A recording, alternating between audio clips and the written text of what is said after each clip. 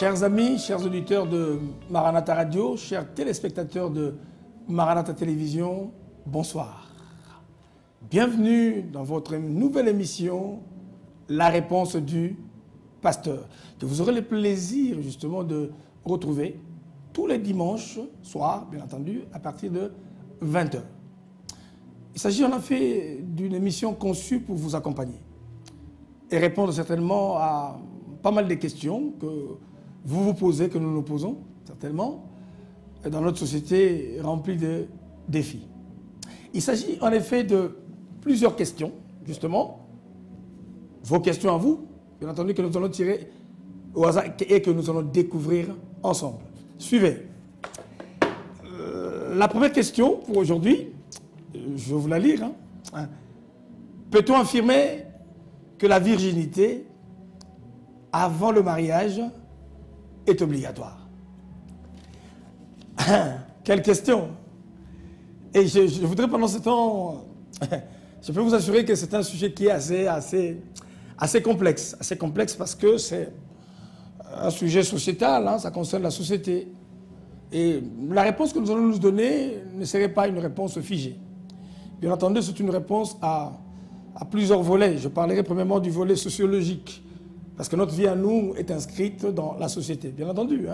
Et il faut avouer que nous ne sommes pas tous tirés. Nous sommes nés d'Adam et Ève, comme la Bible dit, mais en réalité, dans le vrai, nous avons des cultures différentes. Et quand nous parlons de culture, c'est la manière d'être, la manière de fonctionner, la manière de faire, les habitudes que nous retrouvons dans chacune de nos cultures. D'ailleurs, en réalité, une culture n'est pas forcément quelque chose de mauvais. Parce qu'une culture, en fait, c'est une richesse. Une richesse que nous découvrons sous la manière de fonctionner d'une population donnée. Alors, cette réponse, vous allez voir, ça pourrait avoir quelques éléments de réponses variées. Je ne voudrais surtout pas que ça nous choque. Mais je voudrais aussi préciser quelque chose que je voudrais que vous vous sentiez vraiment libre. Libre à partager. Parce qu'on ne fait pas juste les objecteurs de conscience. Non, nous ne voulons pas faire ça. Mais je voudrais que ce soit un couloir qui va s'ouvrir pour chacun de nous, que nous puissions débattre de ces sujets tabous. D'ailleurs, vous imaginez, dans des familles, on n'en parle pas. Ça dépend des cultures, entre guillemets. Et dans des familles, on n'en parle pas parce que papa n'aime pas, maman n'aime pas, parce qu'on a grandi comme ça. Mais excusez-moi, dans cette émission, on se permettrait de casser les codes. Nous allons casser quelques codes comme ça et pour nous permettre de parvenir à quelques éléments de réponse. Alors, nous avons d'abord, premièrement, le point de vue sociologique. OK? Donc, je parlais de la culture des pays, des nations, des origines que nous avons, qui sont très diverses. Deuxièmement, on essaiera de répondre, justement, par rapport à l'aspect spirituel, bien sûr. C'est aussi une culture. C'est bien entendu, parce qu'on parle de la réponse du pasteur. C'est un point de vue qu'on pourra donner sur base, bien entendu, de la parole de Dieu. Alors, je voudrais aborder cet élément, premièrement, pour expliquer un petit peu, il y a ce qu'on appelle la culture du Nord. Bien entendu, quand je parle du Nord, je parle de l'Occident dans son ensemble. OK? Quand nous parlons de l'Occident, je ne parle pas de l'Occident chrétien, mais l'Occident éclectique dans son ensemble, en fait. Et nous remarquons dans la société occidentale ou dans certains pays développés, OK? Et on remarque qu'en fait, les parents ou les géniteurs permettent justement à leurs enfants de pouvoir démarrer une certaine relation d'intimité avec un copain, ce qu'on appelle avec son petit ami, entre guillemets. Voyez-vous? Et dans cette relation d'essai, tout se passe en fait. Voyez-vous? Et quand nous suivons certaines émissions dans les ondes, on se rend compte qu'on se demande comment ça a été la première fois. Dans certaines cultures, ça choque. Dans d'autres, ils trouvent ça contradictoire que l'on puisse atteindre l'âge nubile, qu'on puisse aller au mariage sans avoir essayé, goûté, excusez-moi l'expression, la chose que l'on vend dans l'emballage. Permettez-moi l'expression pour ne pas choquer quelqu'un. Alors, nous nous sommes posés plusieurs questions, et puis, bon, c'est des questions qu'on a reçues à gauche et à droite. Donc, une société occidentale qui autorise, qui trouve que c'est normal. J'explique ça dans la partie culturelle. OK? Donc, c'est le point de vue sociétale, j'allais dire. Okay? Et ça diffère de tous les pays.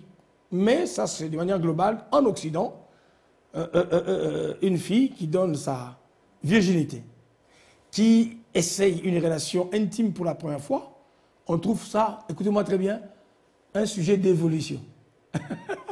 On trouve qu'elle a évolué, elle a franchi les caps, elle a osé ou il a osé. Allez, je vais plus loin. C'est un sujet d'émancipation. Comprenez? Voyez? Alors ça, alors que dans l'hémisphère, j'allais dire sud, j'allais parler, bien entendu, pour ceux qui viennent des sociétés du sud, quelques normes sociétales ne permettent pas ces choses. Voyez-vous? Alors, il y a un choc de culture, il y a un choc de point de vue, et il y en a qui admettent ça, il y en a qui n'admettent pas. Voyez-vous? Alors, quand je parle de point de vue sociologique, ça peut aller, parce que dans un seul pays, on peut avoir plusieurs tribus, plusieurs traditions. C'est compliqué. Il y en a qui disent oui, il y en a qui disent non. Il y en a qui disent que ce n'est pas un souci. Alors, une société libertine un petit peu comme allez, là où nous vivons, le problème ne se pose même pas. Et on trouve même ringard d'en parler parce qu'on se dit, ben, ils vivent dans quel monde? Alors, pour certains, l'évolution de la société également doit faire évoluer nos mœurs, nos traditions et nos coutumes.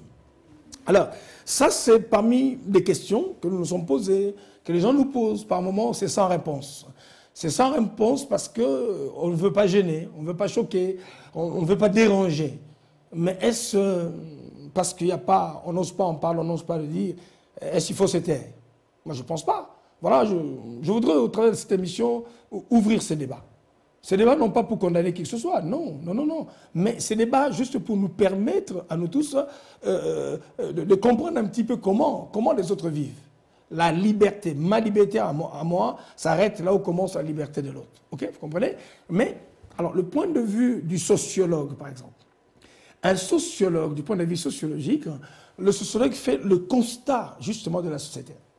Et le sociologue, lui, constate que les mœurs ont évolué et tout doit évoluer aussi. Ça, c'est un fait. Alors, quand on veut donner le point de vue du spirituel, en tant que pasteur, en tant que prédicateur de la parole de Dieu, je peux vous assurer que c'est un petit peu embarrassant. J'explique pourquoi. Parce que derrière chaque prédicateur, il y a ce qu'on appelle un courant de pensée. Voyez-vous, chacun sort d'une école. Quand je parle d'une école, c'est le lieu de sa formation, les convictions. Et il y en a qui ont aussi la Bible, mais bon, qui permettent un certain nombre de choses au nom de la liberté. Parce qu'aujourd'hui, alors, moi, je voudrais donner un point de vue qui est biblique, qui n'est pas, le point de vue n'est pas exhaustif. Hein, vous pouvez le contester, et puis ça nous permet de débattre. C'est un débat d'idées, en fait. Mais je voudrais nous ramener juste dans la parole de Dieu. Et cette parole de Dieu en tant que pasteur, ce n'est pas limitatif, hein, mais c'est ouvert. Je sais que ça va ouvrir beaucoup de débats. Et je permets même à la jeune génération, aux jeunes frères, aux jeunes sœurs, aux prédicateurs de la parole de Dieu, même aux gens de la société. C'est un sujet de société, en fait. Hein? Que l'on soit prédicateur, que l'on soit sociologue, nous sommes tous dans une société, nous partageons le même espace de vie, en fait. OK? Nous respirons le même air, et quoique nous n'ayons pas la même définition de la chose. Alors, je vais vous lire dans la parole de Dieu juste un point de vue, que j'ouvre d'ailleurs, que je voudrais que nous puissions... bon, je n'ouvre pas la boîte à Pandore, hein, certainement, mais je voudrais quand même qu'on puisse réfléchir ensemble, parce que même si on ne le dit pas, c'est des petites questions qui trottinent dans la tête de nos jeunes. À 14-15 ans, ça commence à monter. Est-ce que je fais ou je ne le fais pas? Est-ce que si je le fais, est-ce que je trahis qui en fait? L'autre va dire, c'est mon corps quand même, attends, c'est quand même mon corps. C'est mon corps, l'autre dira, mais attends, je peux disposer de mon corps comme je veux. Alors, voyez-vous, tous ces éléments-là, nous péchons contre qui en fait quand on fait ça? Contre moi-même, contre l'autre qui est en face de moi, contre qui? Parce que c'est mon corps, j'ai le droit de faire de mon corps ce que je veux. Écoutez, juste un passage de la Bible que je voudrais lire. La Bible dit, je suis dans 1 Corinthiens chapitre 8, hein, à partir du verset 32. Je voudrais que vous soyez sans inquiétude. Celui qui n'est pas marié s'inquiète des choses du Seigneur, des moyens de plaire au Seigneur. Ah, il y a quelque chose qui arrive. Et celui qui est marié s'inquiète des choses du monde, des moyens de plaire à sa femme. Voilà, le verset 34, 1 Corinthiens 8, suivez. Il y a de même une différence entre la femme et la vierge. Ah. Celle qui n'est pas mariée s'inquiète des choses du Seigneur. Waouh! Afin d'être sainte de corps et d'esprit. Et celle qui est mariée s'inquiète des choses du monde, des moyens de plaire à son mari. Je dis cela dans votre intérêt. Ce qui n'est pas pour vous prendre au piège. C'est pour vous porter à ce qui est bienséant et propre à vous attacher au Seigneur. Si quelqu'un regarde comme déshonorant pour sa fille de dépasser l'âge nubile, il y a des parents qui disent, attendez, quand même, ma fille, elle a 45 ans quand même. Elle doit garder la virginité jusqu'à l'âge de 45 ans, alors qu'elle a l'âge. Est-ce que la virginité peut être gardée jusqu'à 50 ans, à 60 ans? Je définis déjà la virginité au départ comme étant le fait que quelque chose ne soit pas exploité. Quelque chose qui soit innocent. Quelque chose qu'on n'a pas touché. Voyez-vous? Alors, le point de vue biblique dans ça, je parle bien du point de vue biblique parce qu'il y a plusieurs aspects, comme je parlais sur la culture, sur la sociologie, on n'aura pas le temps de filer. Parce qu'il y a aussi la réponse intellectuelle. Du point de vue intellectuel, comment on répond par rapport à ça? Ça aussi, c'est un ensemble. Mais permettez, pour que ce quelques laps de temps, que nous puissions ouvrir cette émission. Et je vous laisserai sur votre soif pour que la prochaine fois, nous puissions débattre, échanger. Hein? Moi, ça m'intéresse, hein? En tant que prédicateur, c'est le genre de questions que je reçois. Alors, écoutez cette dernière qui nous dit ceci. Si un parent s'inquiète parce que sa fille a atteint l'âge nubile, et comme nécessaire, il s'est dit, bon, ma fille de dépasser l'âge nubile, et comme si c'est nécessaire de la marier, qu'il fasse ce qu'il veut, il ne pêche point, qu'on se marie. Mais celui qui a pris une ferme résolution sans contrainte, et avec l'exercice de sa propre volonté, et qui a décidé en son cœur de garder sa fille vierge, celui-là fait bien. Ainsi, celui qui marie sa fille le fait bien aussi. Et celui qui ne la marie pas fait mieux. Vous comprenez? Donc ça, c'est un point de vue biblique. Si quelqu'un se dit, moi, je voudrais être comme eunuque, consacré à Dieu. Comme Nombre 6 nous parle de Naziréens ou de... Voilà, il y en a des gens qui ont donné leur virginité au Seigneur. Ça, c'est une vie de consécration qui est aussi donnée.